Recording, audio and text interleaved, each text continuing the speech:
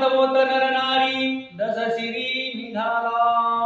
आता रावण मरण्याची वेळ जवळ आली. रावण मेला की काय असं लंकेमध्ये सगळे आकांत करू लागले राक्षस. रीती आले वानर सैन्य केले नगराचे कंदन. बाहेर निघेल रावण द्यापी हवन ते काही.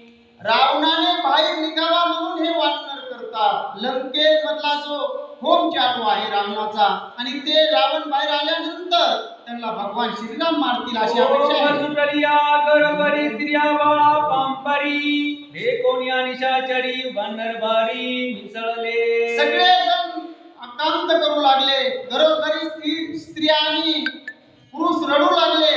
रावण यज्ञ करीत राहिलाय आणि लंकेमध्ये मात्र वानर माराय घुसले. गवाती बळी कपी कुंजर पुढे करोनिया पवन पुत्र. युधा मिसळले सत्वर केला संहार राक्षसा.